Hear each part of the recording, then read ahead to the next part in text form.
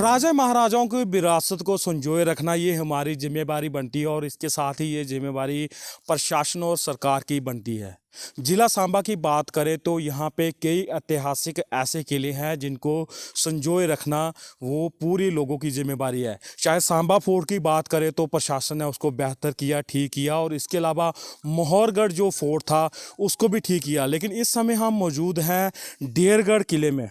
जी हाँ, इस समय हम मौजूद हैं डेरगढ़ किले के भीतर, जो एक बहुत ही पुरानी धरोहर है। और ये इसकी स्थिति आप देख सकते हैं कि इसको संजोए नहीं रखने से, इसको बेहतर नहीं करने से इसकी हालत दिन ब दिन खंडर होती जा रही है। ये एक किला देख सकते हैं आप, किला ही है, हम इसके नीचे खड़े हैं। ये काफ़ी दूरी पर है, यानी कि सड़क मार्ग से लगभग 10 किलोमीटर पैदल चलकर यहाँ पे पहुँचना पड़ता है। और इस किले की हालत ये है कि ये दिन ब दिन खंडर बनती जा रही है।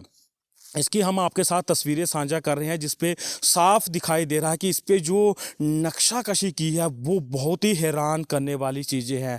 किस तरह से इस किले को बनाया होगा, ये चीज़ें हमें दिखाना ज़रूरी है कि हमारी विरासत क्या है, जो इन पुरानी चीज़ों का इतिहास क्या है। लेकिन सबसे ज़रूरी ये है कि इन किलों को बेहतर करना ज़रूरी है, इनकी मरम्मत करना ज़रूरी है। हर तरफ आप देख रहे हैं किले पे घास उगी हुई है, लेकिन आप इस जगह पे देख सकते हैं, आप नीचे की तस्वीरें देख, समय हम बिल्कुल पहाड़ के ऊपर खड़े हैं। और यहाँ पे ये किला जो बनाया है, ये किस तरह से बनाया होगा किसने, ये हमें जो इतिहास है वो किसी विशेषज्ञ को यहाँ पे आकर दिखाना चाहिए। क्योंकि जो डेरगढ़ ये फोर्ट की बात करें तो ये इसे इतिहास में कहा जाता है कि ये राजा महाराजाओं की विरासत है। मुगलों की जो इनकी शुरुआत हुई थी मुगलों के दौर से, और किले थे वो मोहरगढ़ था, डेरगढ़ था, बुपनेरगढ़ था। हम डेरगढ़ में खड़े हैं, इसके बिल्कुल जो दूसरी तरफ है वो मोहरगढ़ का किला है। और इसके बिल्कुल सामने, यानी कि जो तीनों किले थे इनकी ऊंचाई पर जाने पे एक दूसरे से दिखते थे, यानी कुछ ऐसे ये साइन थे उस दौर के जब ये बनाए गए होंगे। लेकिन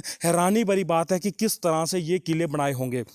और अगर यही स्थिति रही, अगर इन किलों की तरफ ध्यान नहीं दिया गया तो शायद ये विरासत है वो धीरे धीरे ख़त्म हो जाएगी। क्योंकि खंडर तो ये अभी बन ही चुकी है और इसकी हालत भी ख़राब हो रही है। आप जहाँ भी नज़र गड़ाएंगे तो वो पूरी तरह से घास ही घास दिखाई देगी।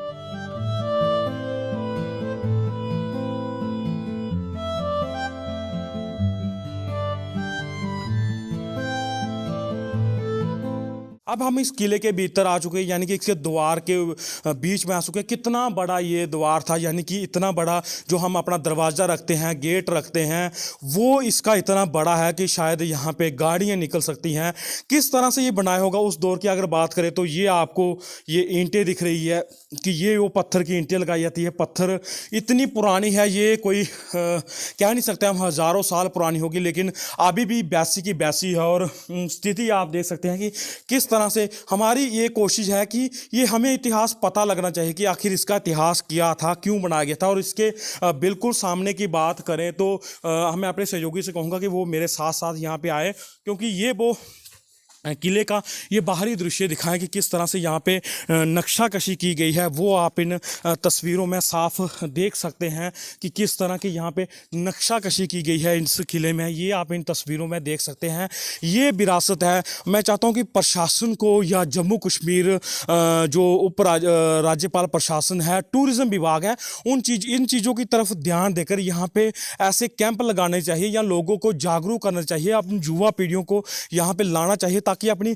विरासत के बारे में कम से कम इतना तो पता चल सके कि आखिर ये चीज़ें है क्या है। क्योंकि ये हमारी विरासत है जिसको संजोए रखना हमारी जिम्मेवारी। और ऐसे में हम अपील करते हैं कि जो डेरगढ़ का ये किला है इसको ठीक यानी कि जिंदा रखने के लिए इसकी मुरम्मत करवाना ज़रूरी है। हर जगह पे आपको देखेंगे कि घास अब उग चुकी है, तो अगर ज़्यादा देर अगर इसको मुरम्मत नहीं करवाए तो शायद ये पूरी तरह से खंडर में तब्दील हो जाएंगे। और जो हमारी विरासत है, इतिहास है, वो शायद इसी तरह से मिट्टी में तब्दील हो जाएगा। तो ये थी हमारी एक रिपोर्ट इस डेरगढ़ फोर्ट से कि जो किले हैं उनको जीवित रखने के लिए प्रशासन और उपराज्यपाल प्रशासन को पूरी तरह से काम करना चाहिए। पंजाब केसरी टीवी के लिए अजय सिंह।